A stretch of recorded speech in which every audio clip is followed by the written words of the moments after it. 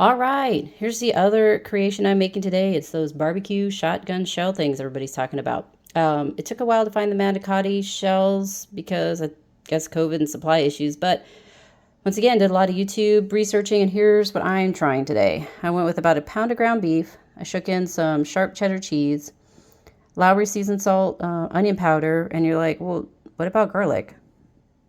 Boom, check this out. It's the Better Than Bouillon roasted garlic base. So I mix just a little bit up. And I am going to parboil the shells a little bit. But I thought if I added some extra moisture to the mixture with some Better Than Bouillon, it'll give it some really nice roasted garlic flavor. I'll be able to wrap it with bacon, add a little bit of moisture, but hopefully not too soggy. I don't know. Once again, this is a trial run. As you can see right now, I've only got maybe about 1/8 of a cup. I'm probably going to end up adding more to the mixture, but I'm starting small and figure you can always add, can't take away. All right, this is how my mixture is looking right now. I got a bad feeling this is going to be sideways, but I guess it doesn't really matter. It was a little bit squishy when I squeezed it. And of course I added some black pepper in there too, which you can't see because, well, it's all mixed together. Okay, as you can see, I have stuffed them. I've got 1, 2, 3, 4, 5, 6, 7, 8.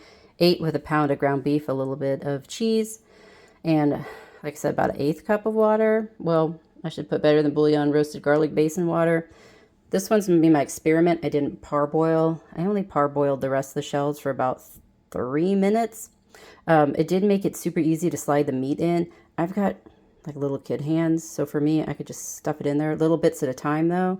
But yeah, I stuffed them pretty full. So now it's on to wrap them with bacon, and then onto the smoker they go. I used a pound of bacon to wrap all 8. I was short on one of them. So we'll give that one an experiment. That's the one I was short on. That's the one I wrapped on the shell that wasn't parboiled.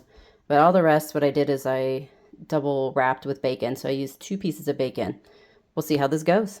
All right, one of the YouTube videos I watched said you want to watch the smoke. Personally, I think it's... See how it kind of comes out like that? That's not necessarily what you want. So I'm trying to somehow figure out how, as you can see, I got all my stuff on the grill. The chicken came out, it's coming out okay. But these, I don't know what I'm doing. So this is kind of an experiment. So I'm hoping, because I opened this a little bit because it was getting a little bit cool, I added just a little bit more lump charcoal and moved the wood away. That what it's going to do is slow burn the wood itself, just based on the heat from being in the grill or smoker or whatever the heck you want to call this thing. And the heat's coming up a little bit more. So we're going to put this down. We have the wings on for at least 30 minutes. We got these things going, and we'll see what happens. Okay, here's how the shells are going. As you can see, little problems I've noticed. Kind of glad I parboiled them. As you can see, look, not cool, man, not cool. So that's with the 1 piece of bacon. So I'd highly recommend definitely wrapping them with 2, so that way the entire shell's covered. Okay, my friend's here, which means I got a little distracted.